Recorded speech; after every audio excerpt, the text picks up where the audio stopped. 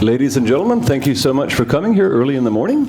We have with us today Mr. Christian Whiton from the Center National Interest.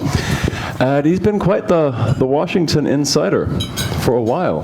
Has worked with both President George W. Bush and on the Trump both transition team and administration afterwards as senior strategic advisor.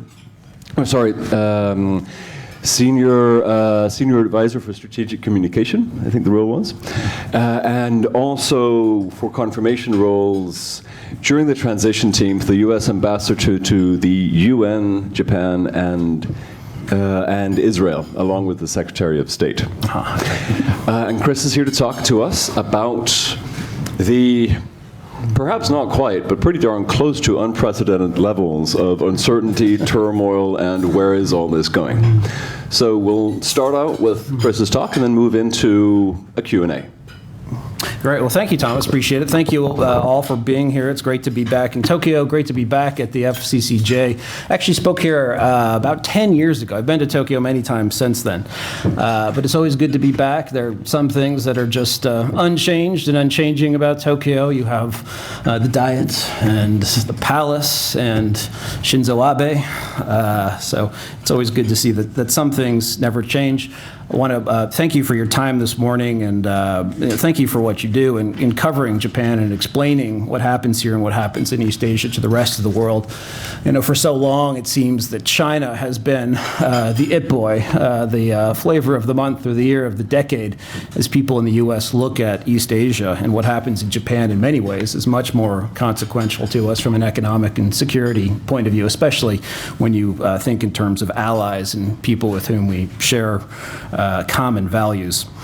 Yesterday, a big event. You had people gathering with competing interests, very different personalities, a lot of anger, irritation, arguing over the prospect of major change. I'm actually not talking about the Democratic debate in Washington, but about what happened in Shanghai, of course, where the U.S. and China met again in part of a seemingly endless round of negotiations over trade.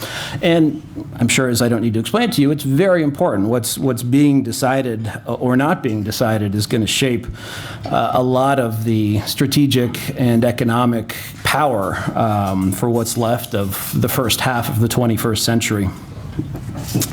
You know, I think if you look at the initial news out of Shanghai, which is they met, they really didn't agree on anything significant. They agreed to meet again, perhaps in September.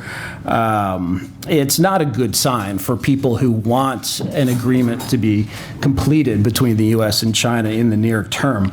It seems that they didn't even agree on the one thing that came out of Osaka, the one thing that came out of the G20, which was as a confidence-building measure, they didn't use that term, that you would have the China agree to purchase a lot of U.S. agricultural products. Some of that has happened, but for the most part, it has not happened. I've always been particularly skeptical that really is the sort of solution to breaking through to a bigger deal with China. It really is hard to buy enough soybeans to make up for the massive trade deficit that the U.S. has with China, and that's gotten the attention of President Trump over the decades and Congress more recently. You have a perception in Washington that China basically is waiting out President Trump, that it wants to see what happens in the presidential election a year from November. I would probably be in the same position if I were them. And then the question then becomes, what does the White House do when it reaches that conclusion, which if you look at the president's tweets, it sort of has. Does the president say, well, you know, I have, tariffs in place, and as far as I can tell, the Chinese economy is being hurt much more significantly than the U.S. economy by the trade war, so we'll just let this run? Or does he say, you know, I'm sort of sick that Beijing is not negotiating in good faith, is unwilling to go back to the deal that was on the table before trade talks broke down the last time, where both sides seemed to be at a sort of 90% disagreements gotten passed. What does the president do if he reaches that conclusion? Also, just, sort of more in the near term, for those of you who report on the news, it'll be interesting. Lighthizer and Mnuchin left Shanghai yesterday. They're going to get back. We haven't seen a reaction from the White House yet, but I would assume that very soon, probably tomorrow Washington time, they would debrief the president and we'll actually see a reaction. And as you know, in this administration, you don't have to wait a long time for bureaucracies to formulate opinions and talking points and messaging plans. You'll get it straight from him. There's also, I think it's important to point out, a perception that the trade war is not hurting the United States. We have tariffs of 25% on just under half of imports from China. That list was actually very carefully chosen by the U.S. Trade Representative's Office in consultation with the Commerce Department not to have a big impact on U.S. consumers. So smartphones were not affected, televisions not affected, personal computers, things that would impact consumers every day, which isn't to say that there aren't companies that are paying a lot more for their inputs. There is a strong feeling in the White House that we are winning this trade war, in effect. And then there's also the mathematical reality. If the way we calculate GDP, the way anyone does, is consumption plus investment plus government expenditures plus net exports. That final figure, net exports, for the United States has been negative since the early 1970s, since we've run a trade deficit. And if you reduce that, even though it may reflect less economic activity, GDP mathematically will just look higher, which is a bit of what you had. Also be looking in the next couple of days about how the White House and whether the White House treats individual Chinese companies of interest any differently. And in particular, there's the issue of Huawei, which I know many of you have been covering. Basically, a regulation was promulgated that as a U.S. company, you cannot sell products or services to Huawei. But then coming out of Osaka, it was agreed that there would be an exemption process based on two criteria. One, is what you're selling to Huawei of concern to national security? And two, is what you're selling or proposing to sell to Huawei available from another provider? Is it available, for example, from a Korean or Taiwanese or Japanese provider? And that based on that, the Commerce Department might decide whether you can, in fact, sell something to Huawei or not. We're still waiting to see how that works in practice. As with many things in this administration, it's more of a top-down process of things that are decided, and then the details come much later. And to the extent that that process is subjective, to the extent that it hasn't been decided upon, the tone that the president takes away from this meeting yesterday and Monday evening in Shanghai, I think will have an effect on whether those permissions are forthcoming, or more likely if they're not. Step back from sort of the day-to-day buzz, though, and I think you'll see something quite amazing has happened. When I was in the State Department the first time in the George W. Bush administration, working on actually abductee issues along with North Korean human rights, which extended into China-related issues, if one of us had recommended, say, hey, we should put some tariffs on a few Chinese imports because of national security reasons, because it's not great to have our biggest economic trade relationship, aside from Canada, be with our chief adversary in the world. I mean, it was a non-starter. You get laughed at. The Deputy Secretary of State, Bob Zellick, who had been the U.S. Trade Representative, who went on to be the World Bank President, literally went to China and hugged a panda. There are pictures of it. You can Google it. Go from that environment to one where we have tariffs on half of our imports from China. That's not just a big change from Bush or Obama or Clinton. It's a big change from early Trump. When Lighthizer, the U.S. Trade Representative, started this process, started the 301 investigation, as it's called, into Chinese trade misconduct, the original sort of thought was maybe 10%, maybe 25% tariffs on a very small slice of Chinese imports. 50 billion, whittled down to 34 billion, brought back up to 50 billion.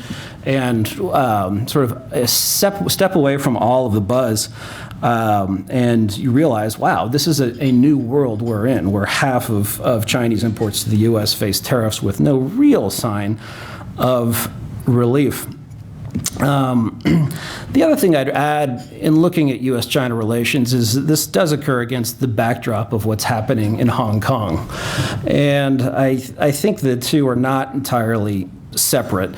What's happening in Hong Kong, in my view, isn't just about Hong Kong. It's about discontent generally with Beijing, with the very heavy-handed central government in Beijing, and disagreement and disapproval of Xi Jinping, who you'll recall in 2017, unlike his 2 or 3 predecessors, essentially crowned himself emperor at the party congress, replaced the process by which presidents were moved out in an orderly fashion after 2 terms, and created what some would argue, I think, is a single point of failure in the Chinese system. And since that crowning achievement, which was supposed to augment China, supposed to be a key waypoint in China's accretion of power in the new China, it's actually been all downhill. Economic problems, China facing severe criticism for its internment in political camps of perhaps millions of Uyghurs and other ethnic and cultural minorities. And now in Hong Kong, this expression of discontent. 2 things to take away from that. First, I think Beijing thinks they can blow past what's happening in Hong Kong. Like the 2014 umbrella movement, you'll have a combination of repression and some imprisonment and people losing interest in a city that's notoriously interested primarily in making money, and then it'll be back to normal.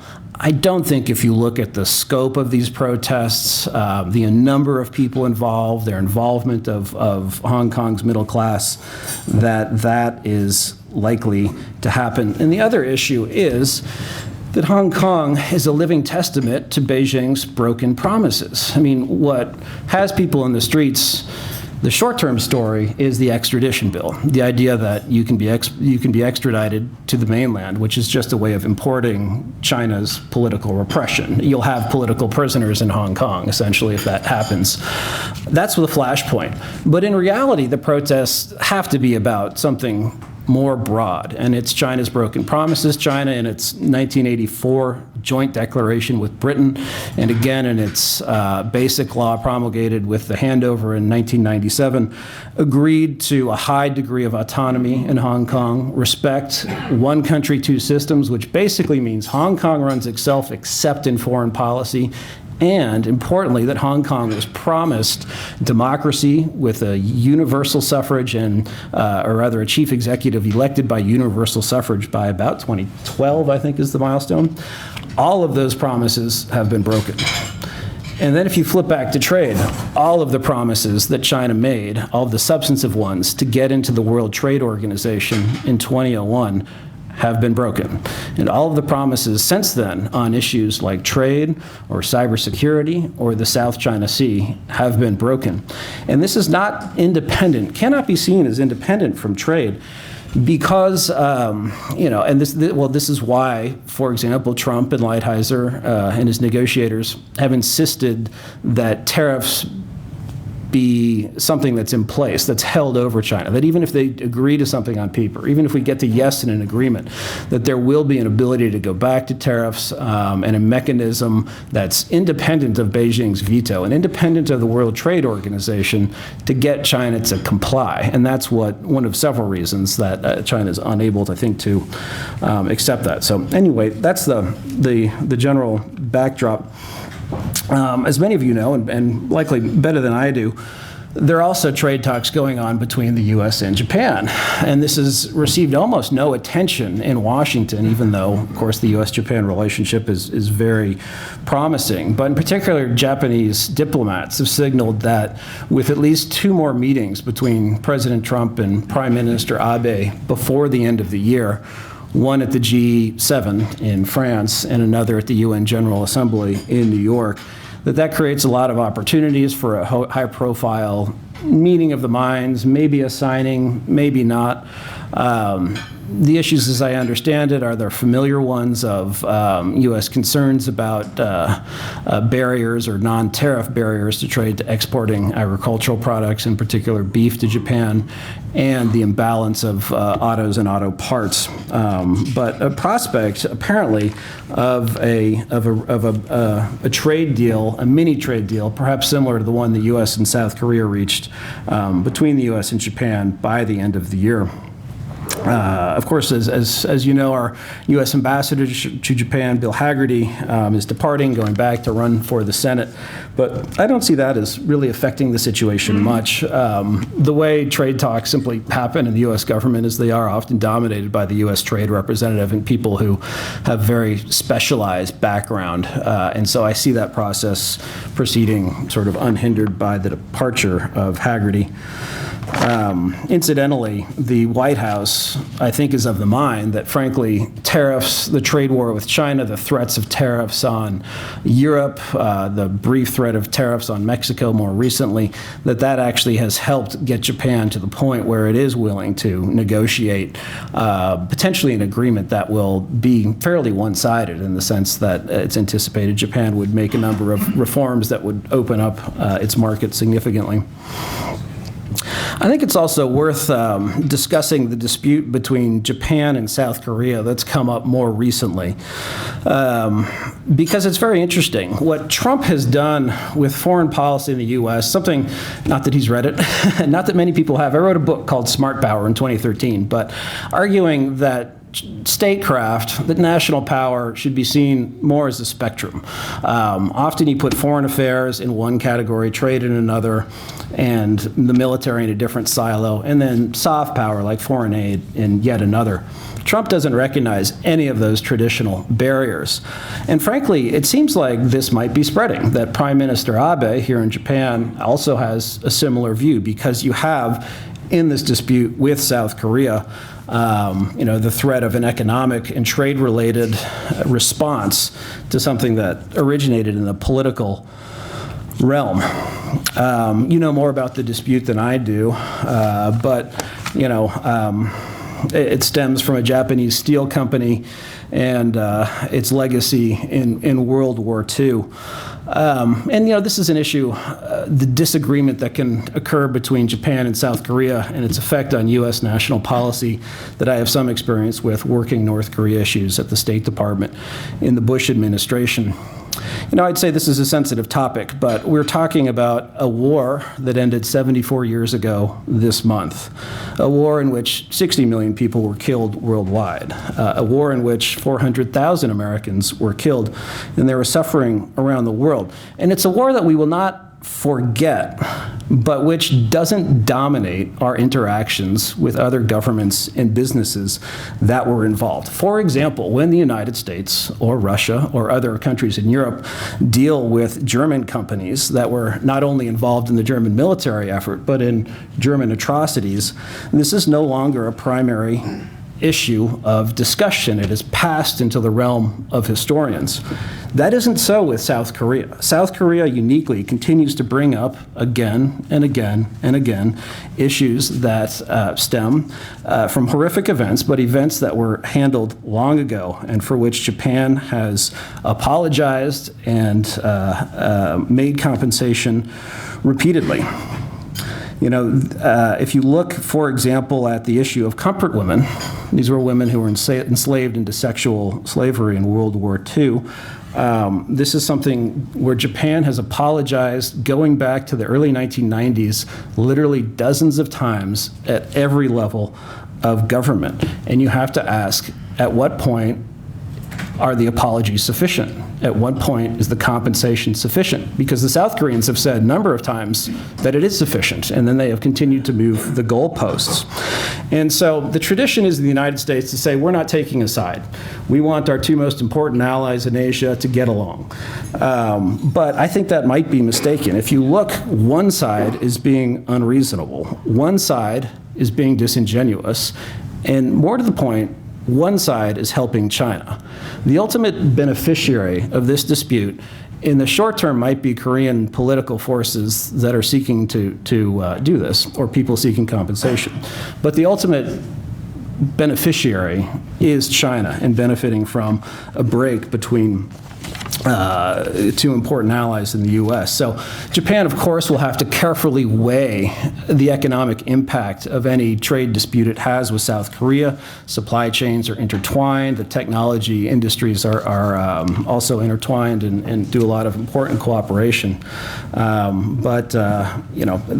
It's an interesting turn of events and one where I think Japan actually is taking a wise view. Short-term turbulence in term for a long-term benefit, I think. And then two final things on trade before I touch briefly on President Trump and his current situation. In the United States, we have the U.S.-Mexico-Canada agreement, USMCA. It's the proposed replacement for NAFTA, which is the trade agreement we have with Mexico and Canada that stems from 1993. This is something where the administration is ready to submit this to Congress. If it were sent to Congress and an up or down vote were held today, it would pass both houses. The Democratic Speaker of the House of Representatives, Nancy Pelosi, though, has to basically conclude, and I'm not sure if she has reached a final decision in calculating her own political best interest. On the one hand, the Democrats have been far more vocal than Republicans in seeking to reform and update NAFTA. On the other hand, in today's highly acrimonious partisan environment going into a presidential election, the Democrats and the leadership in the House are loath to give the president a win, and he would certainly take this as a win. He would tout it. It would become a major part of his reelection campaign. More tactically, there's discussion about whether the agreement can go up as it's written and as it has already been passed by Mexico's legislature and is poised to pass Canada's legislature, and whether just some sort of side agreement or set of promises from the U.S. trade representative on enforcement could allay the concerns of Democrats in Congress. I tend to think that that's not true, that they'll have to open the agreement, that they'll have to make substantive changes that the Democrats can point to and say, look, this is what we accomplished, and not just accepting what Trump set up. That might be easier than it sounds, because, I mean, you'd have to go back to Mexico and Canada, renegotiate the thing, put it through the Mexican legislature again, et cetera, et cetera. But one of the things, one of the changes, I don't want to get too far in the weeds, but just to give you an example, in the United States, biologic drugs, a new class of pharmaceuticals, have 12 years of patent protection. In the USMCA, there's 10 years of protection. The Democrats domestically want that number to come down to 7 years.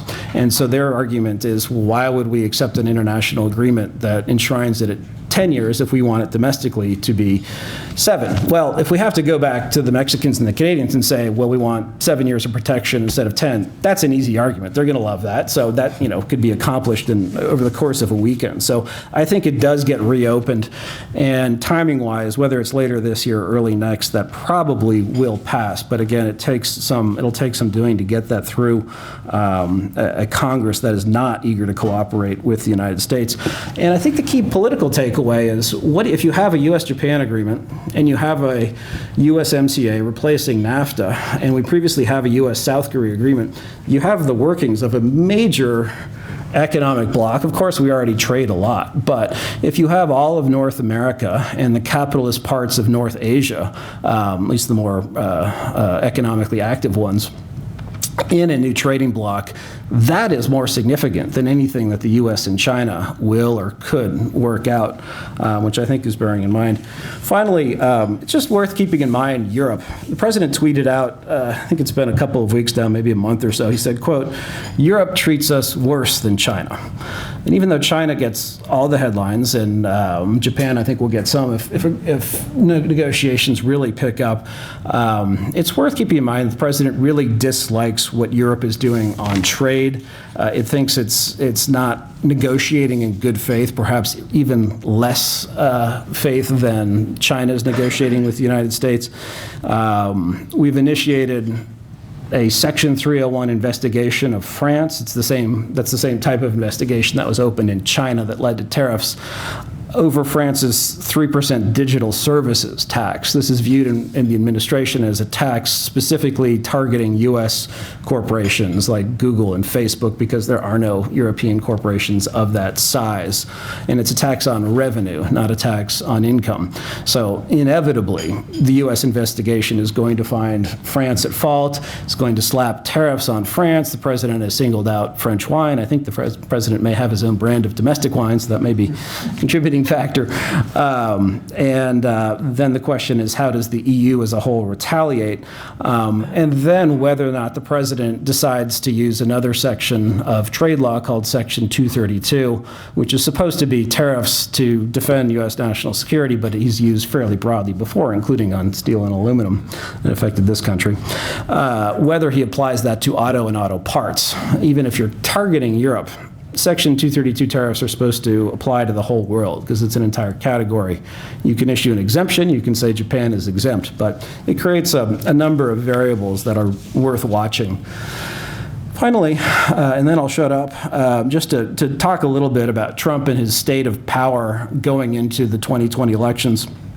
Let me give you a disclaimer up front. As you may have inferred from the introduction and what I've discussed so far, I am a Republican and a supporter of President Trump. I try to provide clinical analysis of what I think is going to happen as opposed to necessarily what I want to happen. So with that grain of salt, my assessment is the president is in a pretty good position going into the re-election. If you look at the economy, things are going well. We are seemingly drawing down with fewer foreign commitments. There could be a breakthrough with Afghanistan and the ability to bring troops home from there. Finally, unemployment is historically low. Wages are rising. Economists will say that this is year 10 or 11 of the longest expansion in a long time. I don't think average Americans view it that way. I think they look at the end of the Bush years and the Obama years as a period of economic stagnation that turned around when the president was elected in 2016. And that may not be reflected in polls. It is reflected in the stock market. Also, history is on his side. If you look at our history, especially more modern history, the 20th century, we've had plenty of one-term presidents, but they've almost always followed a president of the same party. When the American people switch from one party to another, they almost always give that new party 2 terms or more. So, for example, Herbert Hoover was a one-termer, but he succeeded Republican Calvin Coolidge. George H.W. Bush was a one-termer, but he succeeded 2 terms of Ronald Reagan. Lyndon Johnson had just over 2 terms, but he just over 1 term, but he succeeded JFK. Only Jimmy Carter, Democrat Jimmy Carter, that was the only time in the 20th century where a political party only got 4 years in the White House and then was kicked out to revert back to the other party. And the circumstances of that were very unique. The United States was humiliated abroad with our diplomats being taken hostage in Tehran, with the Soviet invasion of Afghanistan. The economy was subjected to extremely high inflation and interest rates, too, leading to what he called as economic malaise, or a sense of malaise, as I think he put it. None of those factors are in place right now. Quite the opposite, actually. And then finally, if you look at the state of the Democrats today, and again, I'm saying this as a partisan Republican, so I know you'll take it with a grain of salt.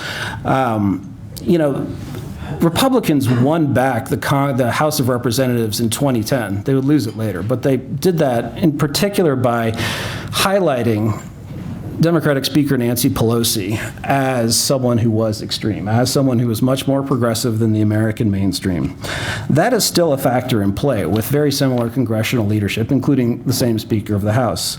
But compounding that, you have 4 freshmen in the Democratic caucus. There are 40 new members, actually, the Democratic caucus, give or take, but 4 who get a lot of attention, Ocasio-Cortez, Omar, Tlaib, and Presley, who are even more progressive than Nancy Pelosi and frequently criticize her for not being progressive or left-wing enough. And then an additional factor compounding that is you have the Democratic presidential debates, the early fight for the Democratic primary, for the Democratic nomination, which have tended to spotlight issues like decriminalizing border crossing, health care for people who are not legally in the United States, reparations for slavery, which ended 175 years ago, and the abolition of private health insurance. Problem number one is that all of those issues now have 2-to-1 support among Democrats when you poll them. That's actually not a good sign. That shows that the Democratic sort of center, if you will, has shifted quite far to the left, tracking the British Labour Party. Factor number two is even worse. It's that all those issues that have 2-to-1 support among Democrats have 2-to-1 opposition if you poll the public. Not just Republicans, not independents, that whole public, which includes Democrats, are opposed to all of those 3 or 4 highly visible issues by margins of approximately 2-to-1, depending on which polls you look at. So, are the Democrats looking carefully at what went wrong in 2016, identifying the voters they lost in states like Pennsylvania and Wisconsin and Michigan and Ohio and Minnesota, and deciding how are we going to win those back? To win 2 of the states I mentioned went Democrat, but how are we going to appeal to those lower middle class, often white voters and win them back? They're not doing that. They're focused more on identity politics. I think they may want to let off a primal scream instead of do something pragmatic and methodical, which happens. It happens in our politics, it happens in others, and it's sort of part of a pattern where parties tend to need 8 years or 12 years in a political wilderness before they can come back to power, before they find sort of a moderate or appealing voice. So my view is the president is in pretty good position going into 2020. Even if I'm wrong, though, and I'll leave you on this thought, I think there's no going back on China policy. It's not just Donald Trump. Even if it's President Elizabeth Warren, there's no turning back the clock to 2015 or before, no turning back the clock to when Bob Zoellick went to Beijing and hugged a panda. And the clearest result of that, or the clearest indication, I think, is if you look at the Congress, even though it is divided, even though it is acrimonious, there's something approaching a consensus on China, on the threat of China militarily, the threat of China economically. You know, there's some thinking, oh, well, yeah, maybe Joe Biden, he's ahead of the polls, maybe he'll get the nomination, beat Trump, and he's already said dovish things on China. I don't think Biden will get the nomination, but even if he does, the politics of the situation, and this is very typical for America, where it's very slow to react to a foreign challenge, but then does so decisively, sometimes goes overboard, frankly, in reaction. That is, I think, what's happened with China. So with that, I thank you for your time and look forward to your questions. Thank you very much. We'll take questions now. Of course, giving priority to working media, but since we're not that many in the room, shouldn't be a problem. So please state your name and your organization and fire away. Anthony Rowley, South China Morning Post. The impression that, excuse me, seems to emerge from your analysis of the US-China situation is one of sort of stalemate, i.e. the Trump administration thinks it's winning the trade war. China thinks it can wait out President Trump. But of course, behind the scenes, a lot is happening. I mean, supply chains being disrupted, confidence is being damaged, business confidence, investment is being damaged, including in the United States. And, you know, the longer-term impact of this trade war have only really begun yet. The initial impact has been seen. But do you think the Trump administration is fully aware of how long this process takes, the erosion of confidence, the erosion of investment, and so on? So that's the first question I have. And secondly, something different, the RCEP, Regional Comprehensive Economic Partnership, which seems to be moving towards some sort of conclusion, excludes the United States, includes China. How relaxed or not relaxed is the US about the RCEP and its implications? Sure. Well, thank you, Anthony. And I'm an avid reader of the SCMP. I was forever grateful when you took down the paywall so I can read it every morning. And has been, I have to say, really, along with the Wall Street Journal and Financial Times, and maybe beyond that, a great resource for information on the trade war. I'll try to distinguish also between sort of, again, where I think things are going, which aren't necessarily always where I want them to go. Aware of the impact, and you're right, the impact is significant. It's felt, I think, we're always guessing as to what is really going on the mainland. Most people in Washington think the economic indicators are fake, but even those questionable economic indicators show a slowdown, which theoretically would put more pressure on Xi Jinping. Where we don't have to guess is Hong Kong, which is, just released reports yesterday. The GDP is now decreasing and sank, I think, 0.3% in the last quarter, if I'm getting the statistics right. So the president, I think, is aware of the potential economic impact, and they know that going after the second tranche, the second half of Chinese imports would be more significant, even though U.S. technology companies are viewed as widely opposed to President Trump, and this is sort of a different topic that we could talk about for a long time, have few friends in Washington. I've never seen anything like it, an industry that was so attractive to both parties in Washington that creates, technology is what I'm talking about, creates these high-paying jobs, no pollution, these awesome gadgets that completely change our life, mostly for the better, not entirely, to one that's just despised by both parties and probably subject to increasing regulation and taxation. Even despite that, the president will still have Tim Cook in to see him, the CEO of Apple. The president will still have other major technology companies in, and they've been very clear about how disruptive this will be, not only to their supply chain, but sort of to both imports and exports, in the sense that we may export a product to China, which is then improved or put into something else that's re-imported. And again, not saying I necessarily want this to happen or don't want it to happen. Look again what the president did before Asa-kai going into the G20. He was willing to put that the tariffs on the additional half, the second half of Chinese imports. So I think there's an awareness, but I don't think that awareness or hesitation is compelling. We'll know within the next day or two how the president reacts to whatever happened or didn't in Shanghai. So answer number one. For the RCP, it's sort of the same situation. That, I think, has extremely little following in Washington. On Capitol Hill, Senator Rob Portman, who used to be the U.S. Trade Representative, would know what that is. Other than that, trade staffers would. But there's been such a turn against the idea of the United States joining multilateral trading agreements and blocks. The thinking is those consensus-driven organizations, give more power to a much smaller economy. I don't want to pick on any one nation, but let's pick on Singapore. The agreement that the president pulled us out of early in the administration where, let me phrase it another way. I think President Trump just thinks that it's much smarter as a large economy to engage in bilateral discussions than a multilateral one. So that's probably, then there's not a lot of hair pulling in Washington that a big agreement like that might come together.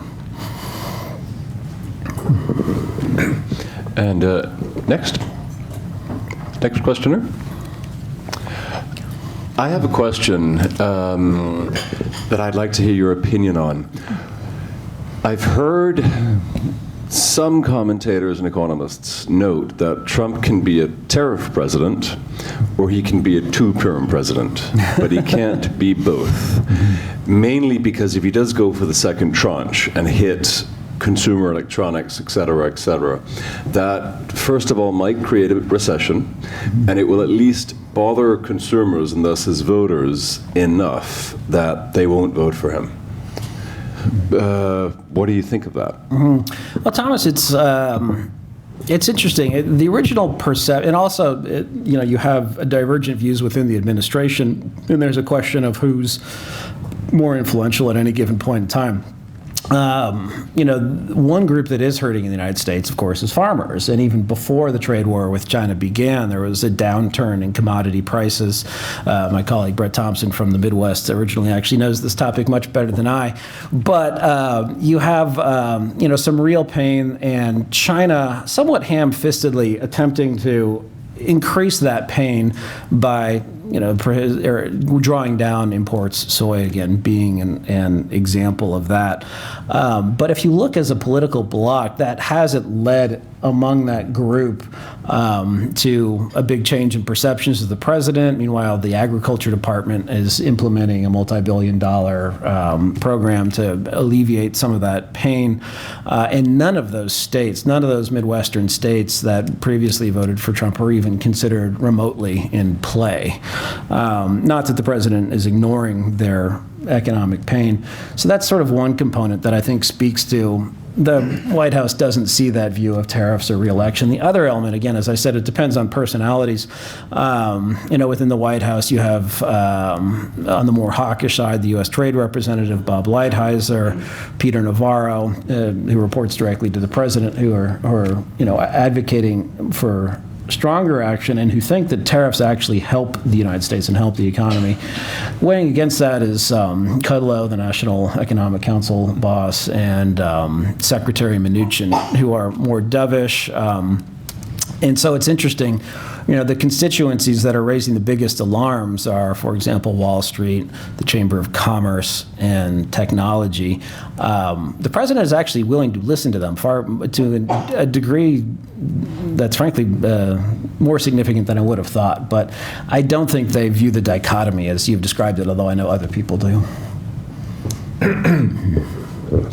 So you also think, should Trump go for the second tranche and implement 10 to up to 25, whatever, percent tariffs on the other half of U.S. imports from China, that would not cause a recession? That's a tough call, I know. It is. If he were to do that, I think it would come with a healthy exemption process.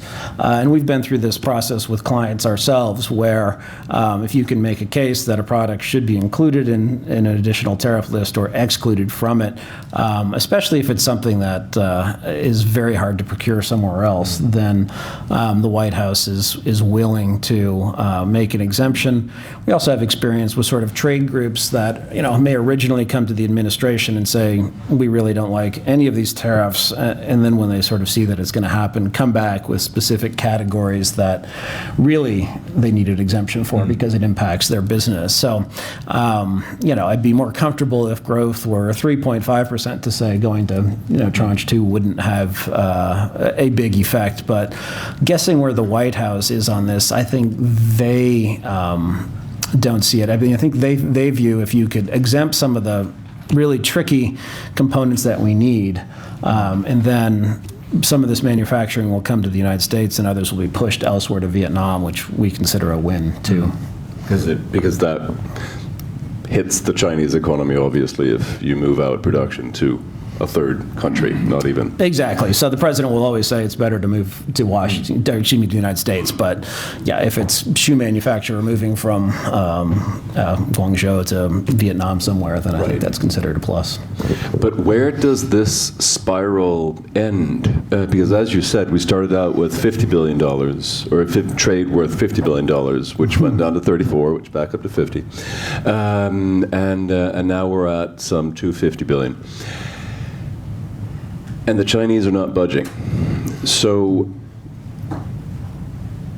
what's the end game here? Because Beijing seems to be willing to simply wait for America to apply more and more tariffs on products that will annoy consumers and thus voters more and more and more.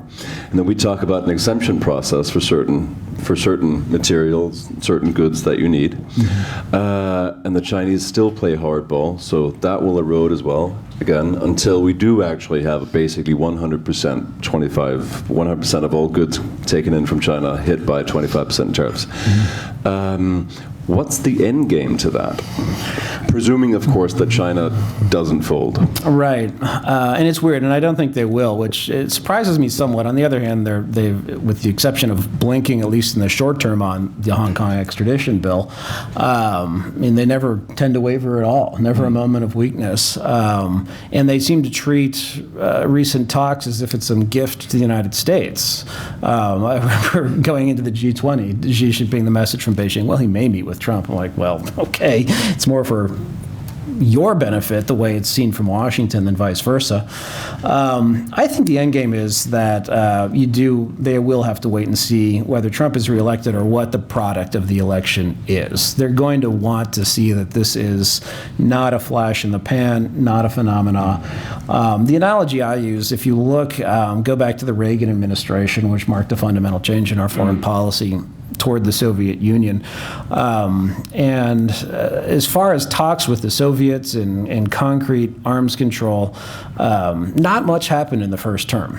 But when the second term came around, when they realized it wasn't just this crazy cowboy actor who got in because the economy was really bad in 1980, that in fact the Americans had made a fundamental turn, and it reflected what was going on in Britain and Germany and Italy at the same time, sort of in the same way our politics now do reflect, in fact actually sort of followed a step behind with the UK, Brexit, and some of what's going on in Europe, that when they see that's a permanent change, then you're more likely to get a negotiated deal. And again, the Reagan analogy was you finally got an arms control agreement in 1986, fifth year of his presidency, the INF Treaty with the Soviet Union. So a number of factors, and I think your adversary has to feel a number of pain, or degree of pain, and needs to see your resolve over time. I think Trump would like a deal sooner.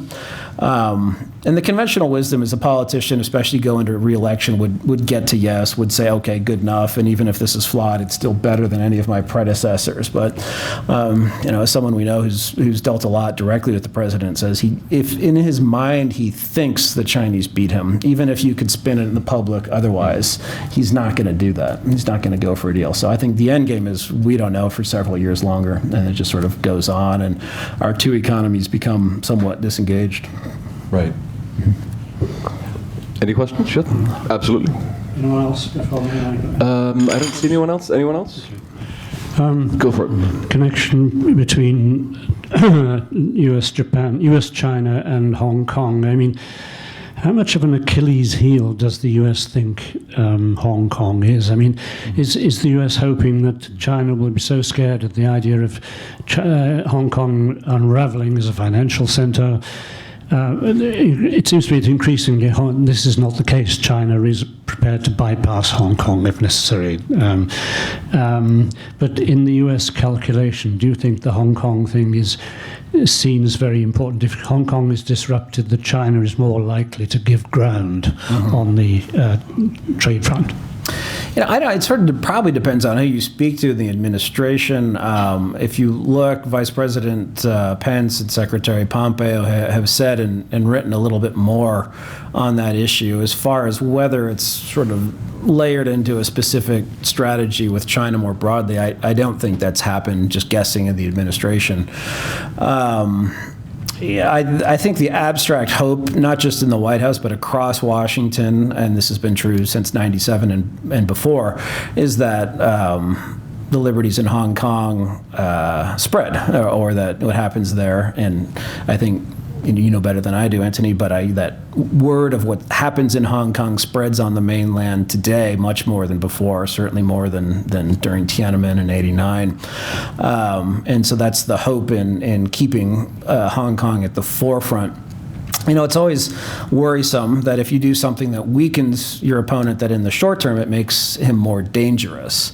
And I guess the calculation would be that amid turmoil in Hong Kong now is not the time that Xi Jinping can be seen making concessions elsewhere.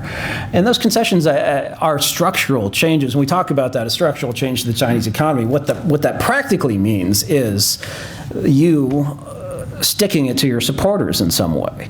I mean, usually sort of step A for any new Chinese leader is putting his people in and systematically shoving aside his predecessors' people. And certainly Xi Jinping did that with his anti-corruption charge, quote unquote. So to now turn to the state-owned enterprises that you have filled with your cronies and say, we're going to do these structural reforms, now is sort of the time that Xi Jinping can afford to do that the least. So, I think we watch Hong Kong. We certainly make a stink if there are increasing encroachments on its autonomy. I've heard lately that people in the administration are a little less concerned with the PLA invasion, if you will, of course they're already there in small numbers, but a full movement, and more concerned with some sort of hybrid where a couple hundred or thousand PSB civilian police types move into Hong Kong and round up the people they think need to be rounded up. You're right to hint, the mechanism to hopefully deter that is to say, okay, if that happens, then we're not treating Hong Kong as a separate customs entity. We're going to treat it like the mainland, and that, in effect, will start to ruin Hong Kong. I'm rambling here a little bit, but there is, I think, thinking in Washington that Hong Kong is an independent thing, regardless of what the GDP is in Shanghai or Guangdong, if you isolate those, and those are, significant commerce centers themselves, that Hong Kong is still important financially to the CCP, as it always has been, and that for that to go away, for that to be, sort of door slam shut, would be economically detrimental enough that Xi Jinping won't go there. And that's the hope. But just one coda on that is, I sort of say we're past the point in the Reagan administration, which is 1983, where there was this national security decision directive. It was a formal document that laid out military, economic, and political, cultural things we were going to do to make life hard for the Soviet Union. It's possible that this document exists in the Trump administration, but I wouldn't bet on it. How does, oh wait, question? Absolutely, go for it. My name is Hanako. I'm a journalist of the Liberty magazine. North Korea, with regard to North Korea, I have a question. North Korea conducted a new short-range missile test yesterday again, and President Trump said it's a small thing when it tested on July 25 or 23rd. I wonder, how should we interpret his remarks? Because does he really want? President Trump seems to want to focus his power on Iranian issue. How should we interpret President Trump's remarks? Thank you. I think the interpretation, again, you have different voices within the administration as you will within any administration. So someone like John Bolton, the National Security Advisor, may point out that this violates, actually, I think the UN Security Council resolution was passed when Bolton was the U.S. ambassador to the UN back in 2005 and 2016. North Korea is not supposed to test any ballistic missiles, nor is anyone supposed to sell it anything that can be, reasonably used in a ballistic missile. But, they did it. The red lines, I think, the things that would cause a major reaction from Trump himself, who really is directing this, it's not being delegated down, would be a long-range ICBM test of, so a missile capable theoretically of hitting North America, or another nuclear test. Although, frankly, even then, I think President Trump is inclined to leave the door open as much as possible. If there's a big provocation like that, you may say, okay, well, we're not talking for a while, or we're going to go back to sending carrier groups near North Korea as part of saber rattling. We're going to really amp up military exercises with South Korea, which the North Koreans really tend to hate. But even then, I think the door would be open. It's important to remember Trump inherited a very lousy situation with North Korea. It wasn't just his predecessor's fault. It was the fault of George W. Bush, in whose administration I served. It was the fault of Bill Clinton, who negotiated the agreed framework with North Korea. All of these things that led North Korea to have what is essentially a deliverable nuclear weapon. So I think, again, to sort of give a more concise answer to your question, is absent something really big, like a nuclear test, then Trump is going to say, you know what, it's still better what we have now than what my predecessor has. If they're not testing nukes and they're not perfecting ICBMs, we're going to just keep going the way we're going with this. And so I think the door is open to negotiations, and with those, it's sort of the classic. It's like dating in high school or junior high. Who goes first? Do we give economic accommodation? Do we give sanctions relief to the North Koreans first, or do they disarm first, or what's the sequencing? After being burned in the Clinton administration with the agreed framework and in the Bush administration with six-party talks, both times where North Korea promised to give up its nuclear weapons program, neither time did it happen. We want to see action before goodies. And the North Koreans understandably don't want to play their one chip, the one thing that makes them different than some other poor dictatorship like Belarus. Deciding who goes first is tricky. It's also hard that when you have sort of a meeting at the minds of the strategic level and Trump and Kim agree on something, ordinarily then it would go to the working level to start working out details and timing and who goes first and who does what. And that's been the breakdown. Reportedly, when U.S. negotiators get in the room with North Korean counterparts, they're unwilling to be candid. They're unwilling to have, to throw out ideas. This is understandable. If U.S. negotiators make a mistake, worst thing that happens is you get fired on Twitter. North Koreans not only can, but have been executed for negotiating mistakes. So it doesn't make for conducive discussion. Is that a question, ma'am? Excellent. I'm Michael Katoke from monthly magazine The Liberty, just same as her. And I have a question about Chinese policy, One Belt, One Road. And I have read your article about Japanese policy against Chinese One Belt, One Road. And in that article, you said Japanese administration is kind of approach to that policy, Chinese policy, and it terms Trump's policy. So could you give me your impression on that Japanese policy against Chinese policy? If I recall the article, it was critical that Japan had indicated that Japanese companies could be involved in One Belt, One Road Chinese projects around the world. I understand that Japan has business interests that are tied to the mainland, and from time to time, any good politician will have to speak to that. The flip side is that in the United States and parts of Europe, One Belt, One Road or the Belt and Road Initiative is viewed as Chinese economic warfare, as an attempt, in some instances, to trap poor countries into a debt trap where they're given infrastructure of questionable quality and loans that they're probably not going to pay out, or economic decisions that actually are designed to, for example, give port facilities to the PLA Navy, things like that. My own view of Belt and Road actually is not sanguine, a little less concerned as time goes by, that if China wants to throw money around, if it wants to extend debt to countries that may actually renege on payments, then let it. But at any rate, this is sort of an issue that isn't quite settled in Washington. But to the extent that my government views it as a threat, certainly I would hope that U.S. allies would also take that view. Thanks. Yep, down in the back, sir.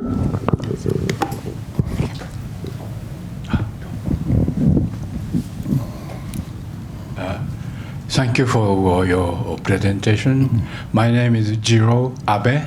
I'm an associate member of this club.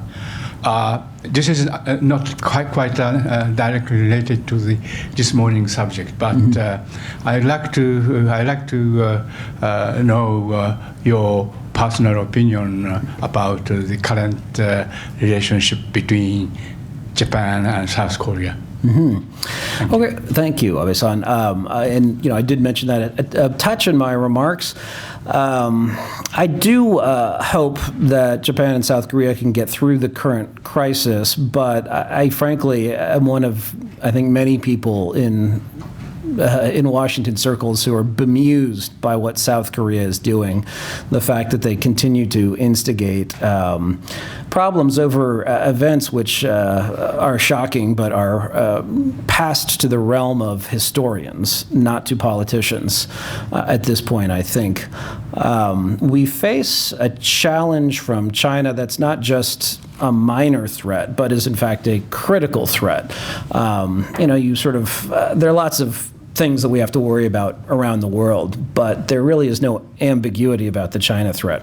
And so because of that, I think it's very important that Japan and South Korea in particular, the two East Asian countries with the population and economy and resources to stand up to China in conjunction with the U.S., try and put their differences aside as much as possible and work together. But that doesn't mean we can't make value judgments on who's being reasonable and who's being unreasonable. And I think in this case, Tokyo is being reasonable and Seoul is not.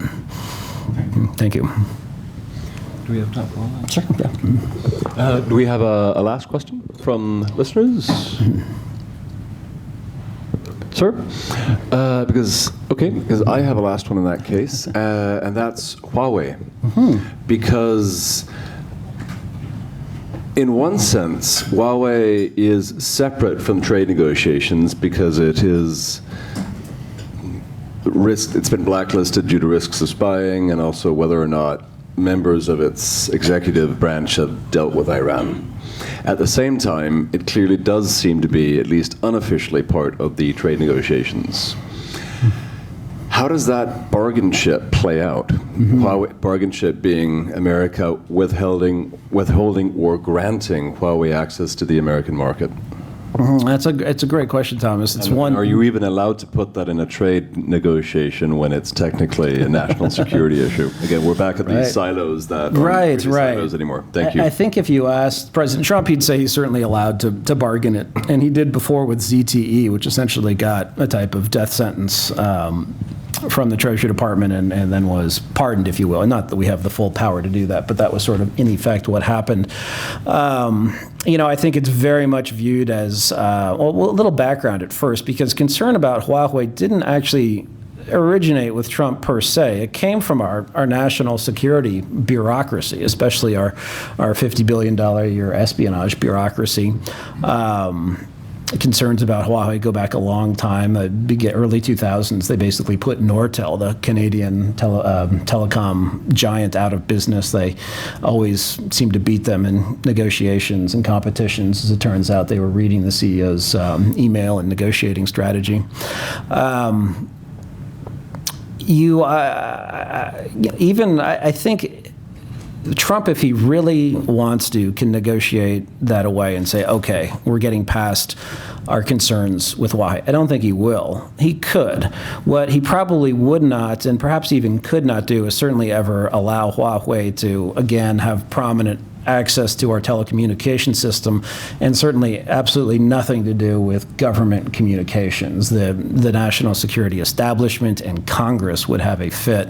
There's even a move by Congress by Senator Rubio and I think Representative McCarthy to basically even undo the concession Trump has already made on Huawei. Say, I know you think you're going to be issuing waivers and permits to export. You're not. We're making that illegal. No, that doesn't necessarily have legislative momentum just yet. So I think as far as the U.S. is concerned, we're done with Huawei. And even though Trump can negotiate it, it probably is not going to.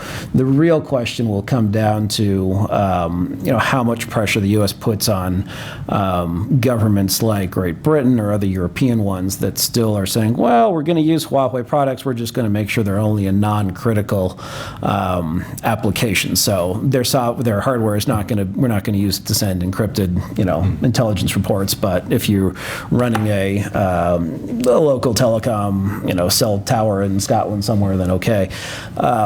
Although even then, that leads to unpleasant questions of, okay, if you're sort of conceding that this Chinese government uses this to spy, then what are you willing to have the Chinese spy on for a couple extra bucks? So I think, again, not necessarily because this was coming from Trump or the hawks in the White House, but because of those national security concerns, which are very hard to overcome in our system. If you have on one side of the table people saying, well, this is sort of important for business. We use this in a lot of our telecommunications, and especially rural telecom out in Wyoming and places like that. And sitting across the table is someone saying, we have information that this is a national security threat and our biggest adversary is using this to undermine us. It's very hard to overcome that in our system. That just shuts it down, basically. Often, yes. And especially if it might be a little different if Huawei employed tens of thousands of Americans and there was someone saying, listen, that may be true, but are you going to employ all these people? But when it's just sort of over there, then there's not really a constituency. The biggest constituency for Huawei in the U.S. was actually politicians from rural states that just had much cheaper telecom resulting from Huawei, and you haven't heard that raised as much lately. Well, thank you very much, and thank you everybody for coming. Please give a hand. Thank you, Thomas. Thank you. That was great. That was great. Thank you very much. I appreciate it. And also, we have here a 1 year temporary membership club. Oh, right. Oh, thank you. Thank you so much. That's great. I hopefully come back so I can come and hang out.